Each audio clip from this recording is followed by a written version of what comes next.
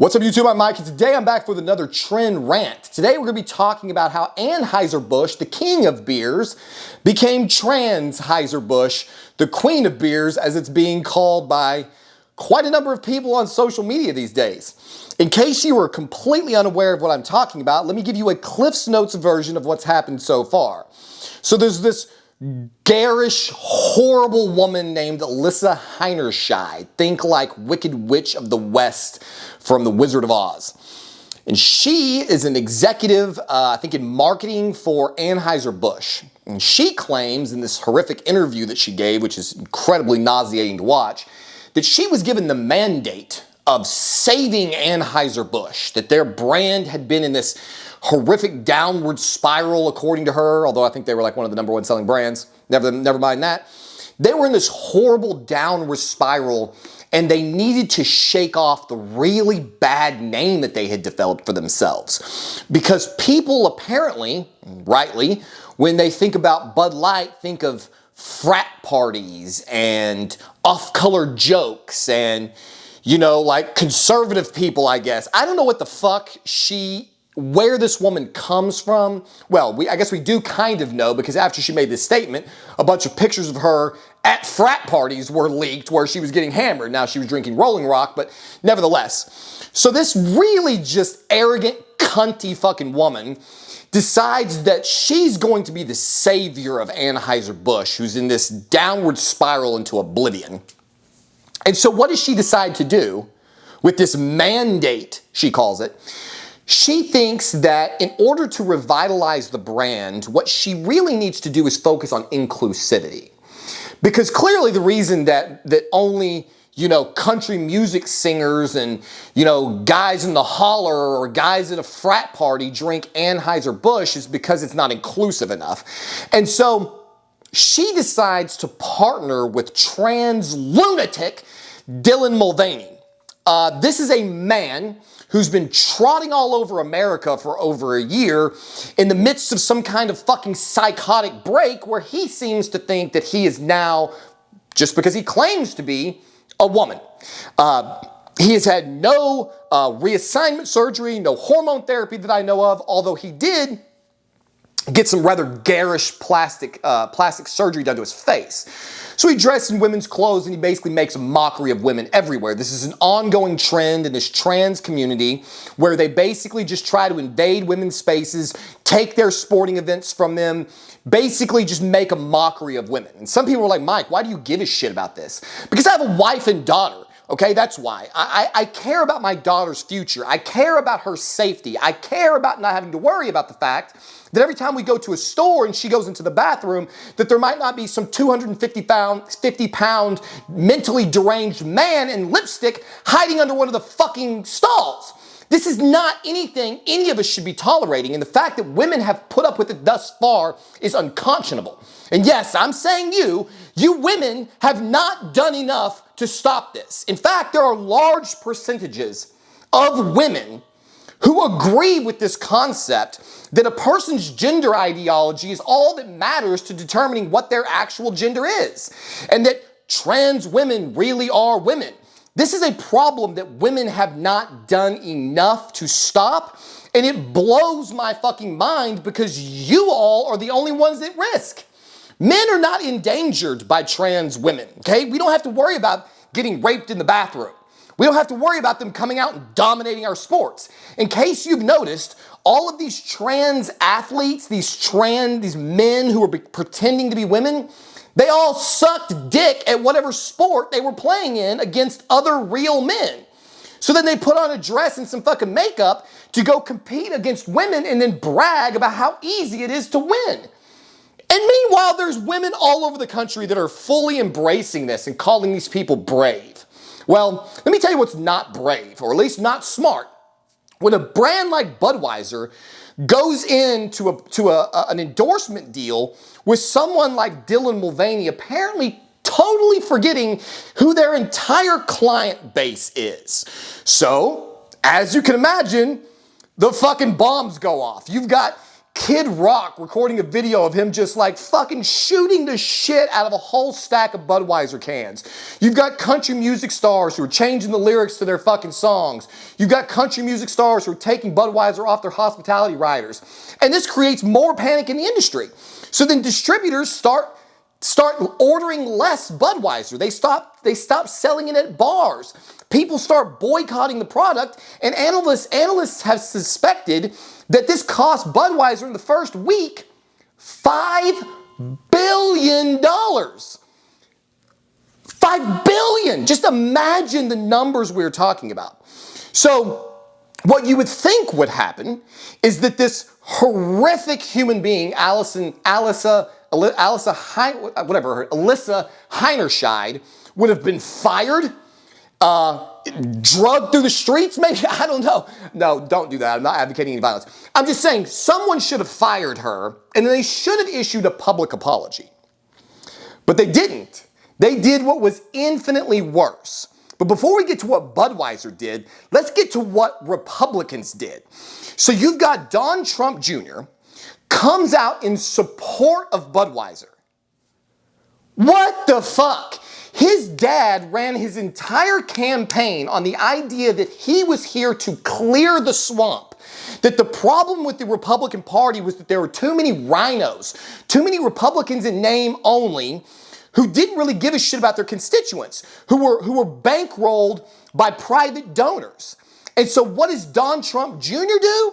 He comes out and says, guys, please stop boycotting Anheuser-Busch, because we did some checking and we found out they're actually a really big donor to Republican candidates. Who gives a fuck? I'm not gonna buy a beer that supports transgenderism just because they fucking donate to Republican candidates. That's the very definition of the swamp that Donald Trump was supposedly fighting against for all of us. So there's like Republican conventions that are getting on board with this. They're saying, wait, don't boycott them. So the Republicans, on the one hand, are showing their fucking true colors. And then you've got another executive for Anheuser-Busch who comes out and releases a public statement. Now, it takes him like 2 weeks to get this statement out. And the statement is this. He writes this rambling statement where he does not address the controversy by name. He does not make any apologies. He does not roll back any endorsements or support of Dylan Mulvaney. What he says instead is, we're very sorry, basically. We were never intending to divide anyone.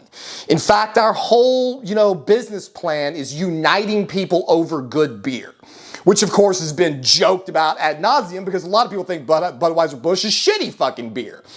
So you've got, on the one hand, a beer that's not even very good, okay? They don't seem to understand anything about their marketplace, and this is becoming more and more common amongst companies in this world. Companies seem to think they're too big to fail, that they can just shit on their clientele and nothing will happen about it. Disney's been getting away with this shit forever.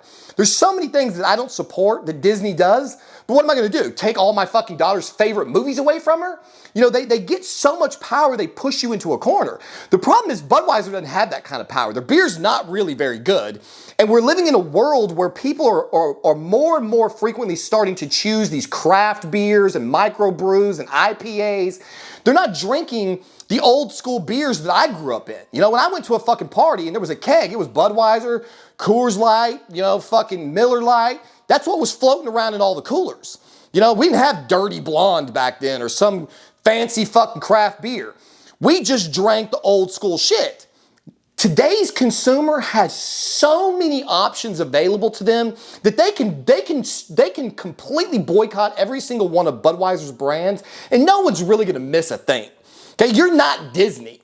You're not Nike. Nike's another. This Dylan Mulvaney's been sponsored by Nike Women, Kate Spade, KitchenAid, and the fucking list goes on. And again, what we should see is women absolutely refusing to sport this shit anywhere, and that has not been happening. So the final shoe fell today and yesterday, where after the Budweiser executive said, look, we didn't intend to divide anyone. So they already pissed off the right-wing customers, and their claim that their support of Dylan Mulvaney may have been divisive pissed off the left. Because now all the people who support the trans movement are like, wait a minute. What do you mean it's divisive? There's nothing divisive about being trans. Because see, what these people don't seem to understand is that you're not allowed to say anything that could possibly be construed as negative about trans people or the LGBTQ fucking flags all over the fucking world community. You're not allowed to say anything. You're not allowed to suggest that there's anything abnormal about that way of life, that there's anything abnormal, that it's divisive, that it's strange, it's weird. You sure as fuck can't suggest that it's a mental health condition. And so when Budweiser Exec comes out and says, we did not mean to be divisive, that was not what the left or the trans community wanted to hear. So now the trans community is also calling for a fucking boycott. So you've got right-wing people boycotting Anheuser-Busch. You've got left-wing people boycotting Anheuser-Busch. You've got a whole bunch of other people who probably don't even give a shit, who are just sitting around with fucking popcorn watching this fucking shit go down. Budweiser literally engaged in a fucking own themselves campaign. They sank their own fucking battleship, and the motherfucker is on fire and it's listing. Okay, we don't know what's gonna happen.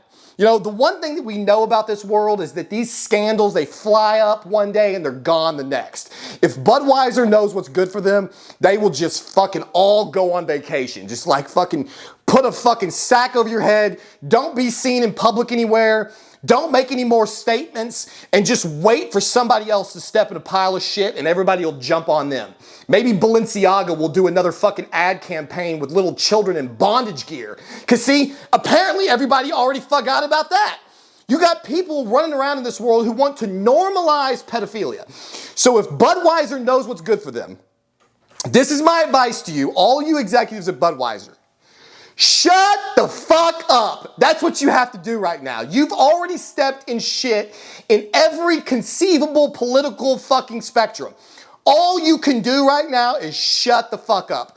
All of those beers you're not selling, I would be sitting out by the pool with cases of those motherfuckers drinking until you can't even remember what fucking day it is. And maybe when you wake up, this shit will all be over, if you're lucky. So let this be a lesson to anyone who is a business owner, anyone who seems to think that running around in this space and embracing woke politics is gonna get you somewhere. People need to wake the fuck up. Wokeism is a failed idea. It's a failed experiment. Defunding the police is a failed experiment. Everywhere we've defunded police, those cities have turned into cesspools of crime and filth. There are homeless people everywhere. There are drug addicts everywhere. You can't get products on the shelves because people steal everything they see. Now, I'm not saying that we need to go extreme right, because listen, I know as well as anybody out there that the extreme right is no better.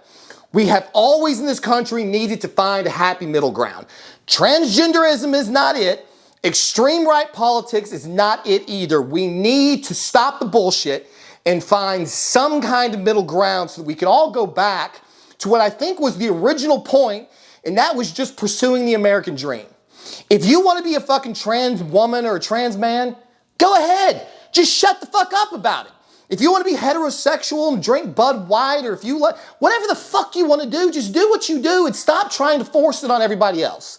Because the second you start forcing your way of life on somebody else, you're going to meet with resistance, and that's when all of this shit starts to fall apart. So, there you have it. Hopefully this has been informative. Hopefully when you go out into the stores this coming weekend or this evening and you go to take the hard-earned money that you made, probably doing a job you don't love to do, all that money that you're not spending on things you would really like to spend it on, think before you spend it on some product. Ask yourself, where is this money going when I give it to Anheuser-Busch, or to Kate Spade, or to KitchenAid, or to Hershey's, or to Nike, or to any of these other companies that have embraced this woke mind virus? I'm not telling you what to do. I'm just simply saying, if I were you, I would think long and hard before you slap those greenbacks down on that fucking countertop. As always, I hope this has been informative. Hopefully it's a little bit entertaining, and we'll see you on the next one.